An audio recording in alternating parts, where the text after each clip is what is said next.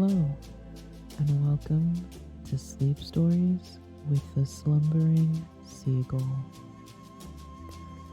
These videos were made to help you sleep. So wherever you are, underneath the sun or underneath the stars, get relaxed and comfortable and let yourself drift away.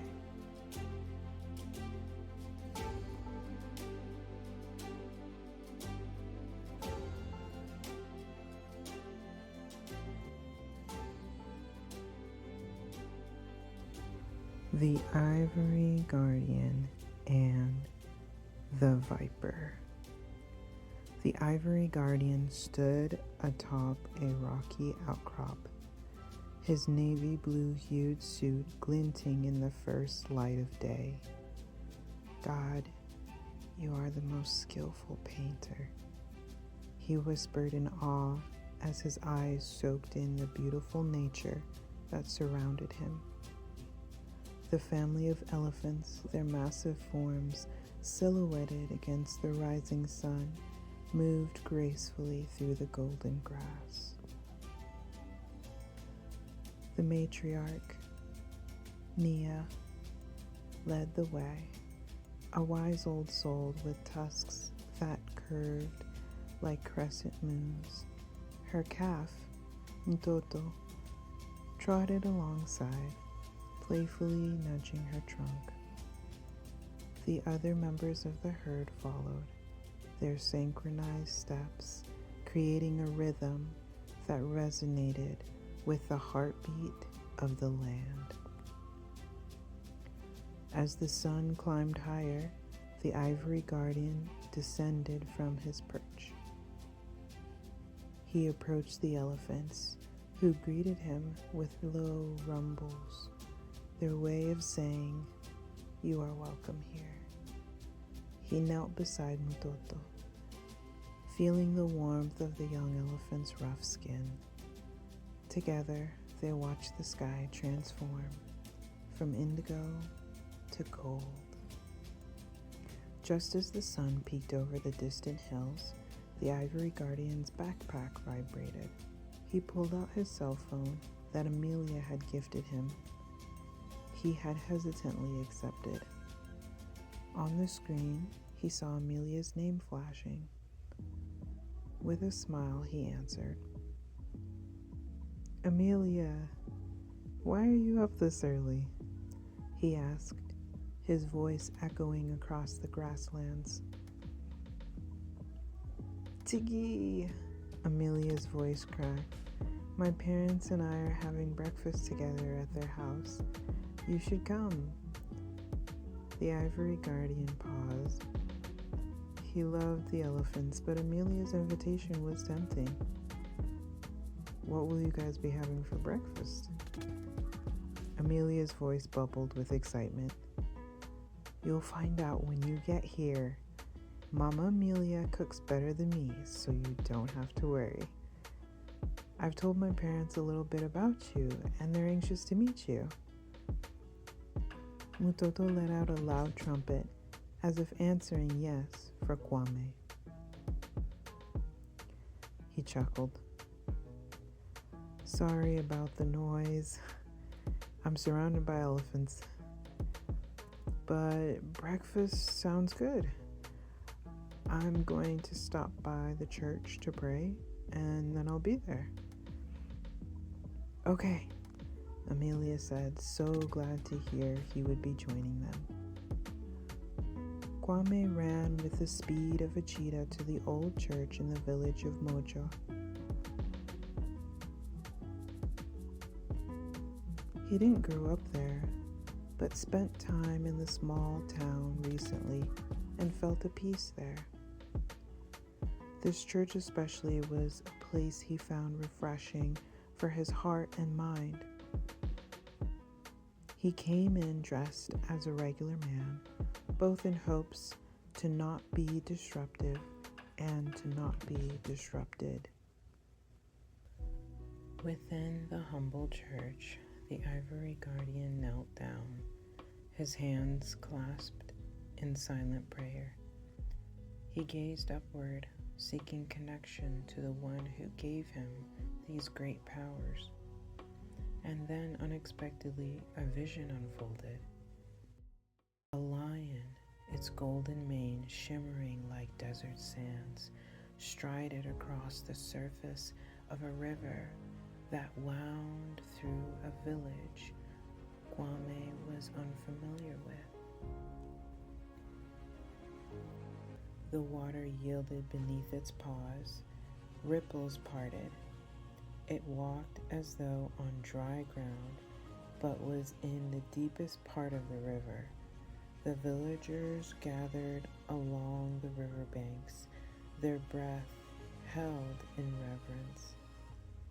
But then the sky darkened, the clouds gathered and grew heavy, rain fell, tapping against the lion's back. Undeterred, the majestic creature accelerated, its movements fluid and purposeful. Lightning illuminated the sky. The guardian felt a mix of awe and concern. The lion's voice, a resonant rumble, echoed through the storm.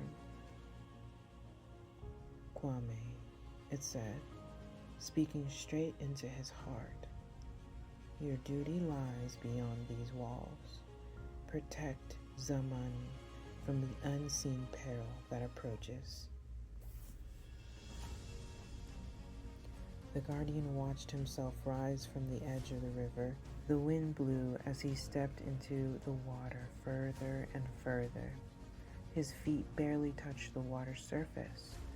The same power that sustained the lion was sustaining him. Together, they faced the tempest, sprinting with bold focus on their faces. The lion surpassed Kwame's speed, and then, with a final roar that shook the heavens, the lion caused the storm to fade away. The rain ceased and clouds dissipated, leaving behind a tranquil river. The villagers watched, their faith renewed. At that point, the lion vanished, leaving only ripples on the water's surface. Kwame snapped out of it when he felt his phone buzzing in his pocket. No one was around. He exited the church and saw he had a couple of missed calls from Amelia. He called her back as he sat on a nearby bench. Amelia's disappointment shone in her voice. Tiki, you missed breakfast. I was really wanting you to meet my parents. My apologies, Amelia. Really, I had no intention of missing it. Something strange happened to me while I was at the church. Something I've never experienced before. What? Are you all right? Amelia asked. I'm fine. I'll tell you more when I see you, okay? Will you be free in an hour? I won't be able to leave here for at least a couple of hours. My mom wants me to go with her to the Kula market. She said something about how I can't always hide myself in a lab coat. Anyways, I can meet you at the lab around noon. I saved a container of food for you. My mother insisted. You can have it as your lunch. Okay, thank you, Amelia. You are the best there is. Oh, well, it's no problem. Plus, I'm curious about what happened to you at the church. They said their goodbyes and hung up. The Ivory Guardian caught the scent of freshly brewed coffee and beignets from the local cafe. When he entered, he was warmly greeted in French. Bienvenue. While at the cafe, he asked the woman at the counter if she knew where a village called Zamani was located. She shook her head. Désolé, je ne sais pas. She didn't know. A coworker overheard and chimed in. Zamani? Yes, I've heard of it. It's a beautiful area. I've only been nearby, but I have a friend who used to deliver supplies to the school there. The man quickly etched out a simple map on the back of some extra receipt paper. It's maybe an hour's drive away from here, southeast, right along the Zamani River.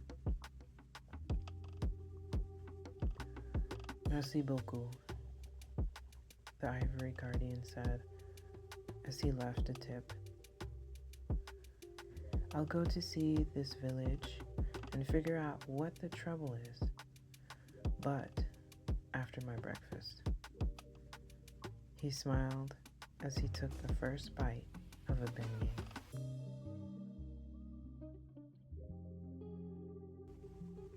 Meanwhile, class was in session at one of the elementary schools in Zamani. Today was no ordinary day. Today, their teacher, Mr. Yenda, introduced Kyle O'Sullivan, a visiting mechanical engineer all the way from the UK. Kyle had been introduced by the teacher and welcomed to begin a short lecture at the front of the classroom. Bonjour, Monsieur O'Sullivan, the children said in unison. Bonjour, class. Thank you for welcoming me here today, and thank you, Mr. Yenda, for allowing me to come. Kyle gave lectures at the village schools and community center.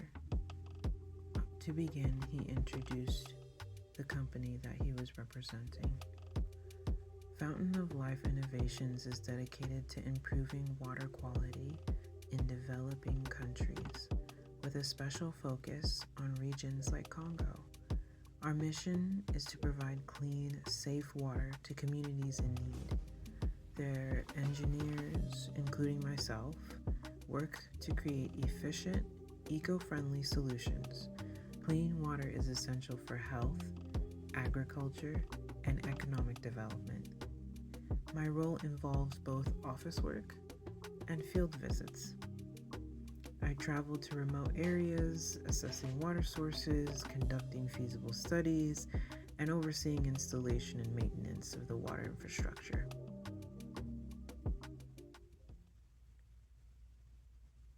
And on occasion, I've been known to bring one of these along with me. He pulled out a soccer ball, bright and new, from one of the bags he had with him.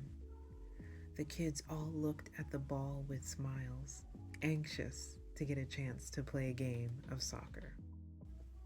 A few of the children rose their hands with questions. Kyle pointed to one of the students in the back first. A sweet girl with a soft voice gently spoke up. Hello, Monsieur O'Sullivan. My name is Tala. How long will you be here with us? Well, Tala, I've been contracted for 3 months so far, but it all depends on how well the project comes along. I hope the project goes well, but I also want you to stay as long as possible, she said with a grin. I will try to stay as long as I can, Tala.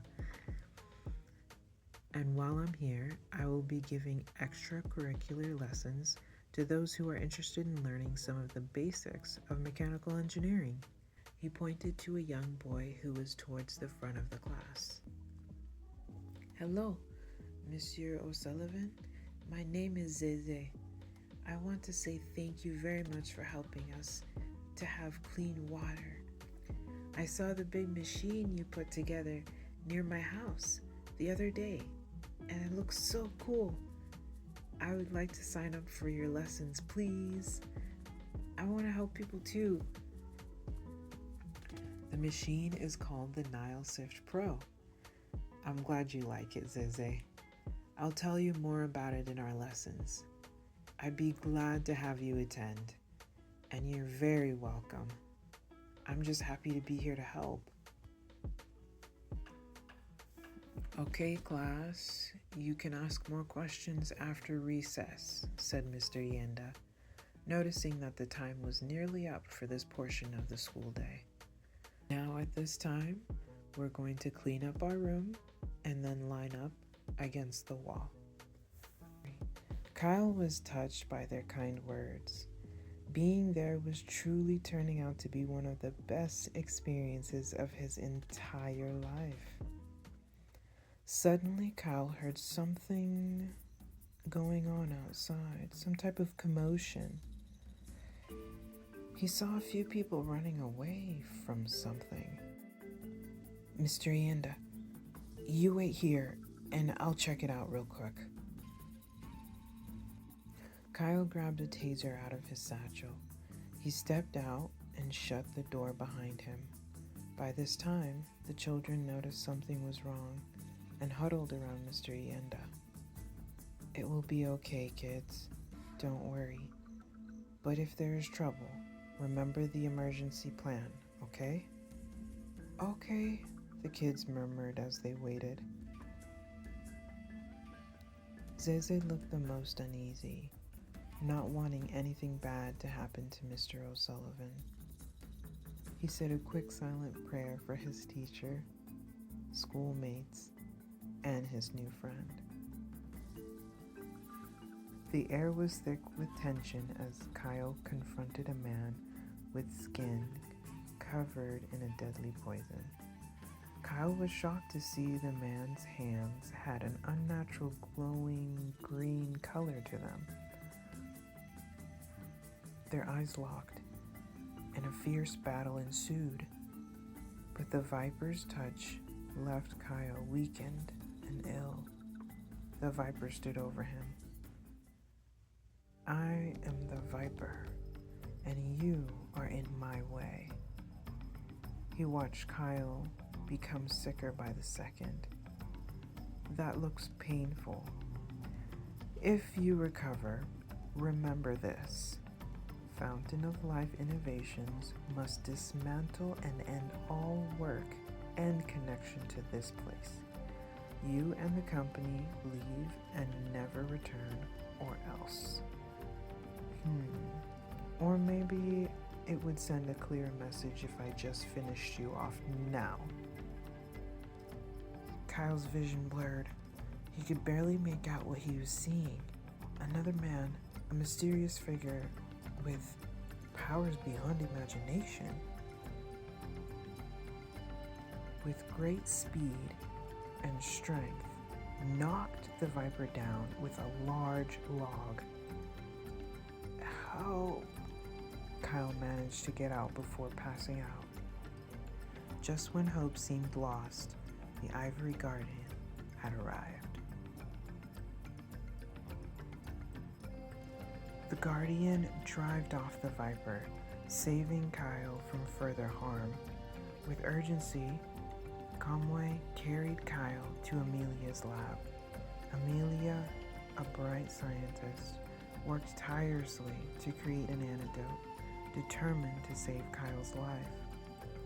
In the dimly lit lab, test tubes clunk and beakers bubbled as Amelia combined rare herbs and scientific knowledge.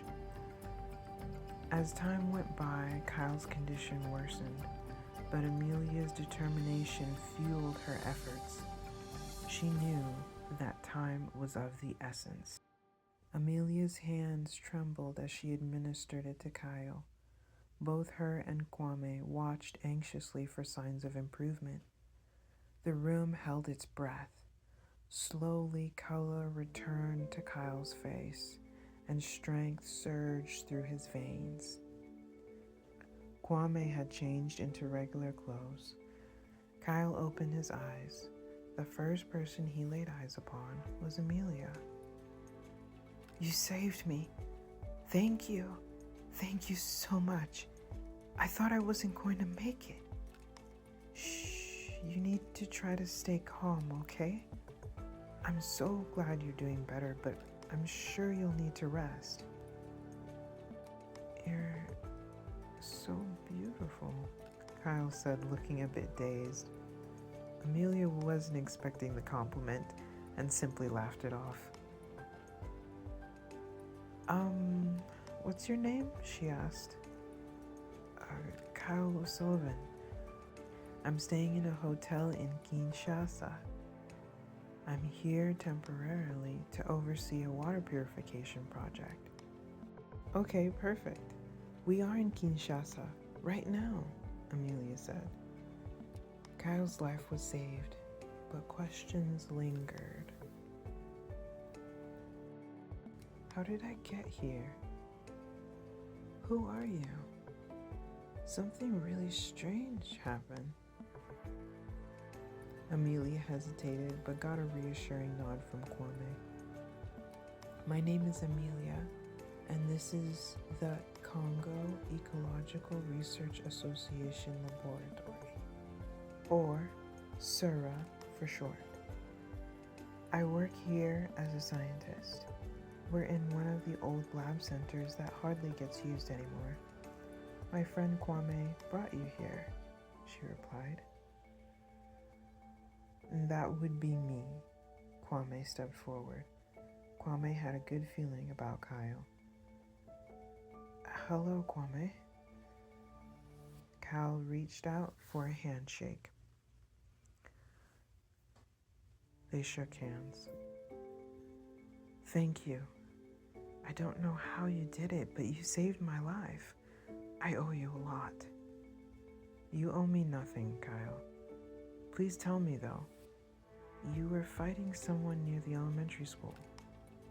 Do you know who that was? Oh my gosh, the school. Is everyone okay? I made sure everyone was fine before I left with you. I promise you. Oh, thank the Lord. Kyle let out a huge sigh of relief. You were defending the school, weren't you? You did a fine job. But who was it that you were fighting? He rambled on about something, some kind of snake, a viper. Yes, I remember now. He called himself the Viper? I'm pretty sure he's gone mental. It was a terrible sight. Green glowing hands like some kind of molten toxin. Ugh. Kyle sighed again, but in remorse this time. I tried to stand my ground, but he fought with so much hatred. Like it was personal. I blacked out after he touched my wrist, Kyle recalled. Do you remember anything else? Kwame asked. He threatened me. Well, he threatened my company more so. He said we had to leave, abandon the water project and our facility upriver, every connection we had to the village. He was so angry, but I've never seen the man ever before in my life. Amelia rushed over to Kwame and pulled him aside. Hang on 1 second, Kyle. Sure, Kyle said, curious as to what in the world was going on and wondering if he would ever come to understand it. Could he be another guardian like you? Amelia asked in a hushed tone. No, I don't think so. I'm not saying it's not possible, but I've yet to meet another guardian. Amelia and Kamwe walked back up to Kyle. We don't mean to bombard you, Amelia said apologetically. No, it's no problem. Like I said, I owe both of you a great deal, no matter what you say, Kyle said with a smile. I've been going to the village a couple weeks before today, meeting with the leaders, full transparency on what Fountain of Life Innovations is and what we intend to do there. I never received any disagreement from anyone. In fact, I and our CEO have been met with nothing but eagerness and gratitude. But If we need to leave to keep the peace, then... Wait, have you heard of him? I mean, is there any way you can help? I can try to keep a close eye, said Kwame. For now, go to the authorities and hopefully they can at least do some investigating. Thank you, Kwame. I deeply appreciate it. I told the kids I would try to stay as long as I could. I've heard of Fountain of Life Innovations. They have a great reputation. It's very kind of you to care so much about the people, Amelia commented. He could have lost his life today. Wow, what a courageous guy, Amelia thought. Kyle started to blush. Kwame laughed a little to himself. I do need to tell you, Kyle, my capabilities are not public knowledge, nor do I wish them to be. Oh, okay, yes, my lips are sealed, sir. How do I stay in contact with you? Kyle asked. Oh, of course. Amelia will text you my number. Amelia looked at Kwame, holding back the urge to smack him on the shoulder. Of course. But first, I have to mention that when you mentioned the authorities, it made me think of work yesterday. The day before, while Amelia was doing work in the lab, police entered the lab and ended up speaking to her boss, Dr. Herman. I will see if I can talk to him about what's going on tomorrow after work. Sounds good. Keep us both updated, Kwame said. Why don't I meet you here? I don't think it would hurt to go with another person. For safety, I mean. Kwame couldn't hide his chuckle this time. Oh, yes, Amelia. That sounds even better, actually. Okay, yes, if you feel up to it, you can meet me here at 4:30 p.m. Amelia looked at Kyle with an awkward, shy expression. Thank you. Amelia sent the contact information to Kyle. They all went together to Amelia's car to bring Kyle safely back to his hotel.